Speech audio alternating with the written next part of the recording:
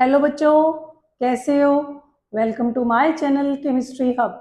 और मैं हूं केमिस्ट्री टीचर नीलम जैन।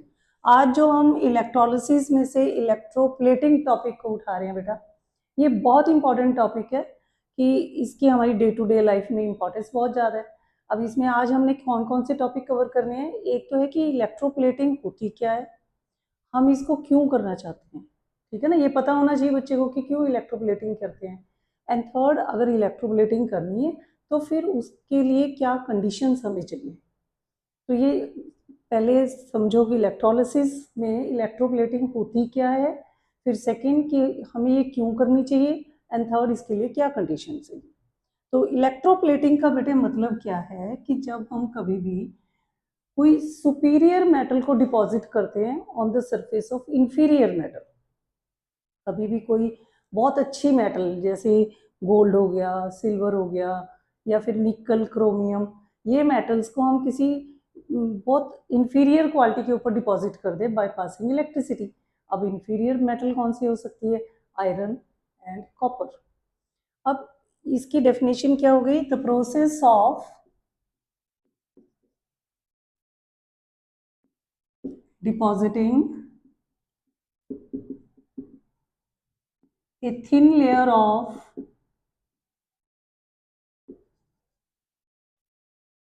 सुपीरियर मेटल, किसी अच्छी मेटल की सुपीरियर मेटल।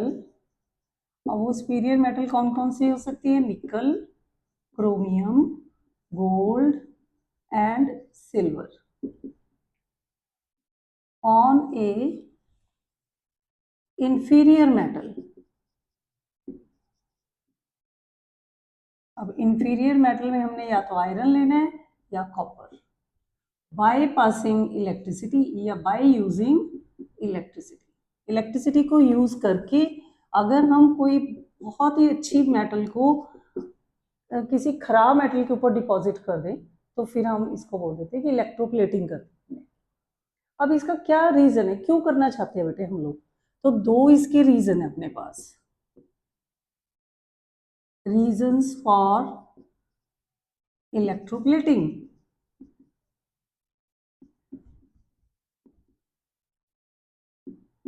अब क्योंकि देखो बेटा, जो आयरन मेटल है ना या कॉपर मेटल है, इनके ऊपर रस्ट बहुत जल्दी से लग जाती है, कोरोजन हो जाता है, जंग लग जाती है, तो वो वेस्ट हो जाती है मेटल। हम उसको रस्ट से बचाने के लिए कि आयरन के ऊपर जंग ना लगे, इसलिए उसके ऊपर एक पतली सी लेयर हम निकल की या क्रोमियम की कोट कर देते हैं। जैसे तुम देखते हो मोटरसाइकिल के हैंडल है जो, या फिर साइकिल का हैंडल होता है, वो एक वाइट वाइट से कलर का तुम्हें दिखाई देता है ना, तो उसके ऊपर क्रोमियम की डिपॉजिट किया गया है, तो आयरन के ऊपर क्रोमियम डिपॉजिट कर देते हैं। तो पहला रीजन ये हुआ कि टू प्रिवेंट द रस्टिंग,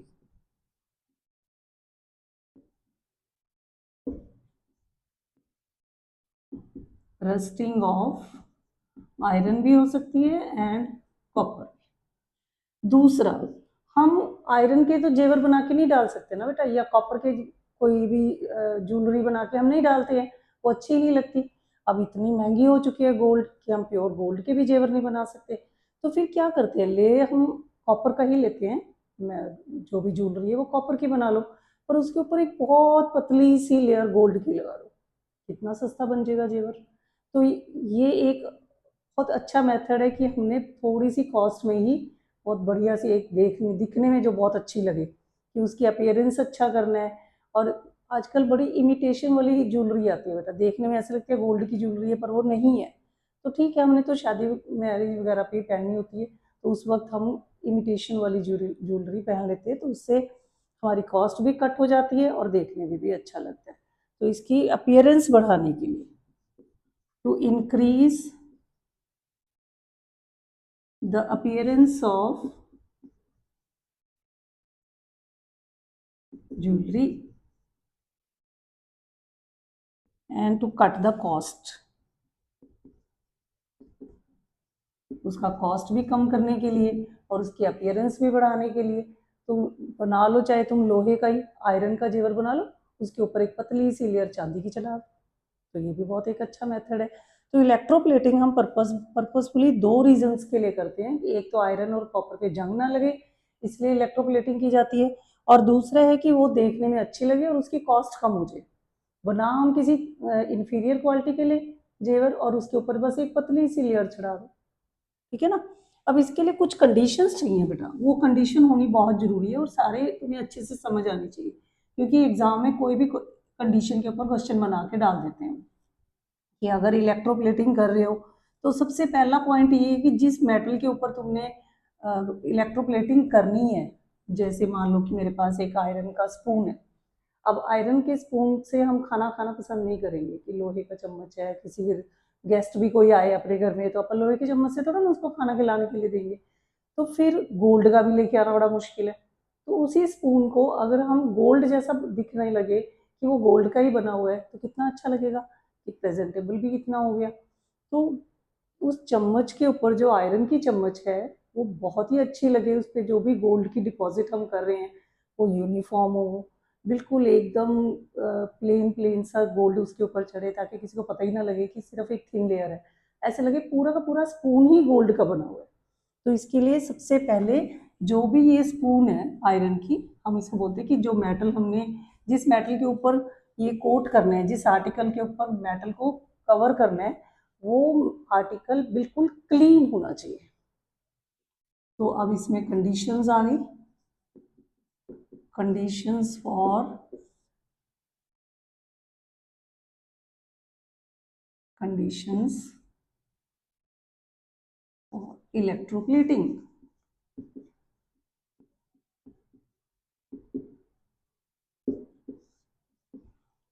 पहला, the article should be clean, एकदम से उसको सैंड पेपर से रगड़ के बिल्कुल अच्छे से साफ करना है। वो इसलिए कि जब भी तुम गोल्ड या सिल्वर उस पर डिपॉजिट करोगे तो बिल्कुल एकदम फर्म लेयर बनेगी, पक्की एकदम चिपकेगी वो, और यूनिफॉर्म लेयर बनेगी, ठीक है। दूसरा, अब जिस आर्टिकल के, वो स्पून की बात ही हम बार बार करते हैं, चलो स्पून के ऊपर हमने कोटिंग करनी है, तो स्पून को किस रॉड के साथ जोड़ोगे। अब इलेक्ट्रोलिसिस में तुमने पूरा चैप्टर कर लिया है, जिस बच्चे ने जो वीडियो देखनी है बेटा कि स्टार्टिंग से इलेक्ट्रोलिसिस होता क्या है, इसमें जो दो रॉड डाली है उनको क्या बोलते हैं, जो एक नेगेटिव एंड से जुड़ती है उसको बोलते हैं कैथोड, जो पॉजिटिव एंड से जुड़ती है उसको एनोड बोलते हैं। तो अब चम्मच को एनोड पे जोड़ोगे कि कैथोड पे जोड़ोगे, क्योंकि हमने चम्मच के ऊपर गोल्ड चिपकाना है बेटा। तो जो स्पून होगी ना, the article should B connected to negative terminal of the battery, negative rod, और उसको हम बोल देते हैं, उसको कैथोड के साथ जोड़ना पड़ेगा। अब ऐसा क्यों, क्योंकि जब हम बेटा इलेक्ट्रिसिटी पास करते हैं तो इलेक्ट्रोलाइट जो उसमें सोल्यूशन डाला हुआ है उस कंटेनर के अंदर, वो कंटेनर ब्रेक हो, उस कंटेनर में जो इलेक्ट्रोलाइट है वो ब्रेक होता है, उसमें से मेटल के आयन अलग और नेगेटिव आयन अलग हो जाते हैं। मेटल आयन ने हमेशा, क्योंकि मेटल तो पॉजिटिवली चार्ज होती है बेटा, तो मेटल के आयन्स ने हमेशा कैथोड के ऊपर जाना है, और कैथोड पे हमने ये चम्मच लगा दी तो ये मेटल उसके ऊपर अटैच हो जाएगा। तो मान लो गोल्ड मैंने आयरन की चम्मच के ऊपर लगाना है, तो चम्मच को कहाँ पे कनेक्ट करोगे, हमेशा कैथोड के ऊपर, because the gold from the solution will go to the cathode and get deposited on the spoon, जो भी वहां पे तो हमने आर्टिकल लगा रखा है, ठीक है। तो जिस चीज के ऊपर भी तुमने मेटल चिपकानी है वो हमेशा कैथोड बनेगा, negative end of the battery के साथ कनेक्ट होगा।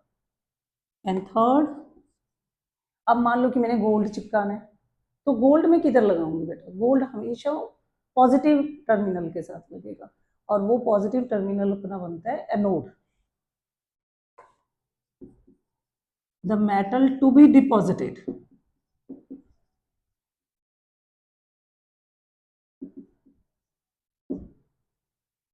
is connected to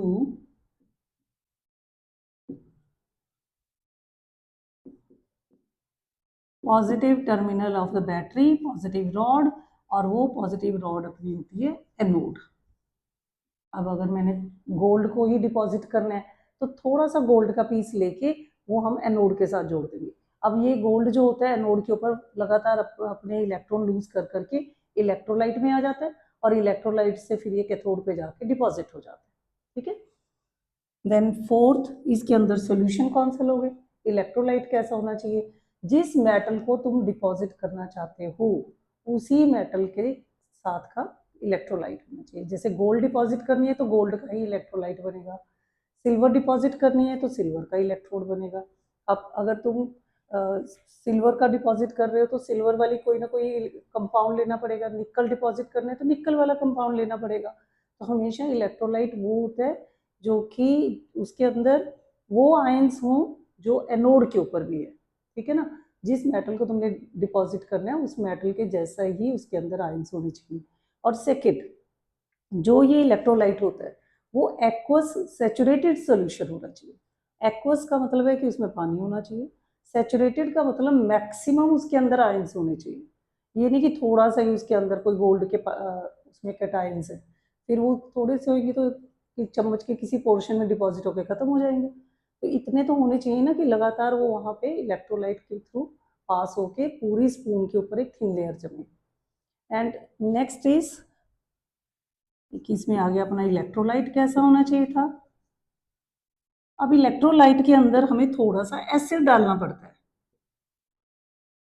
add acid into electrolyte. अब एसिड भी कौन सा डालोगे बेटा, जिसके negative ion resembles with the negative ion of the electrolyte. Electrolyte जैसे मान लो निकल सल्फेट है, निकल डिपॉजिट करनी है तो मैंने निकल सल्फेट ले लिया, तो अब उसमें नेगेटिव आयन कौन से हुए, सल्फेट के। तो जो सोल्यूशन हुए ना जिसमें एसिड भी तुमने डालना है उस एसिड में भी सल्फेट होना चाहिए, मीन्स सल्फ्यूरिक एसिड यूज करोगे। तो जो भी एसिड हमने लेना है उसके अंदर नेगेटिव आयन जो होंगे that should resemble with the negative ion of the electrolyte. और ये एसिड डाला क्यों बेटा हमने, क्योंकि वो उसकी हाइड्रोलिसिस ना हो जाए वहाँ पे। जो हमने इलेक्ट्रोलाइट डाला हुआ है ना, जैसे निकल सल्फेट डाला हुआ है, उसकी हाइड्रोलिसिस ना हो जाए इसलिए हमने इसके अंदर थोड़ा सा एसिड डाल दिया, ठीक है। तो थोड़ा सा एसिड भी डालना पड़ेगा। नेक्स्ट, इलेक्ट्रोलिसिस जो होगी ना वो डीसी करंट यूज करके तुम हमेशा करोगे, यूज डीसी करंट।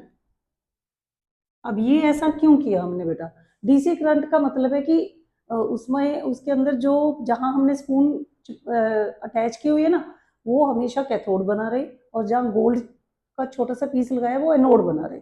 अगर एसी करंट यूज करोगे तो स्पून वाला पोर्शन कभी कैथोड बन जाएगा, कभी एनोड, कभी कैथोड, कभी एनोड। अगर कैथोड बना तो गोल्ड चिपक जाएगा उस पर, एनोड बनते ही वो उतर जाएगा, फिर तो फायदा ही नहीं ना हुआ कुछ भी। तो हमेशा जो कैथोड है वो परमानेंटली कैथोड रहे और जो एनोड है वो परमानेंटली एनोड रहे, इसलिए हमेशा डीसी करंट यूज करते हैं। एंड लास्ट, जो ये करंट यूज करोगे current should be for longer time, current should be low, एक तो लो होना चाहिए बेटा, एंड फॉर लॉन्गर टाइम। ये नहीं कि बहुत हाई करंट नहीं तुमने एकदम डिपॉजिट कर देना, हाई करंट पास नहीं करना। अगर हाई करंट पास कर दोगे ना तो एकदम बहुत सारा कहीं पे ज़्यादा ही गोल्ड अटैच हो जाएगा, कहीं कम, मोटी लेयर बन जाएगी, कहीं पतली लेयर बन जाएगी। हमें चाहिए कि यूनिफॉर्म लेयर गोल्ड की डिपॉजिट हो, इसलिए करंट छोटा होना चाहिए, स्लो करंट होना चाहिए, पर ज़्यादा देर तक करंट पास करो ताकि धीरे धीरे उसके ऊपर जो स्पून है अपनी आयरन की उसके ऊपर गोल्ड एक अच्छी सी पतली सी लेयर बन के अटैच हो जाए। तो ये सारी कंडीशंस थी, इनमें से इसकी सबकी डिटेल मैंने तुम्हें समझा दी है। इसको अच्छे से बेटा पढ़ना, फिर अपनी एक बार बुक की रीडिंग कर लो, बस फिर तुम्हें समझ आ जाएगा। एग्जाम में इस तरह के क्वेश्चंस पूछे जाते हैं कि जो आर्टिकल तुमने इलेक्ट्रोप्लेट करना है जिसके ऊपर गोल्ड को अटैच करना है वो किस एंड से जोड़ा जाएगा और क्यों, इसका रीज़न भी पता होना चाहिए।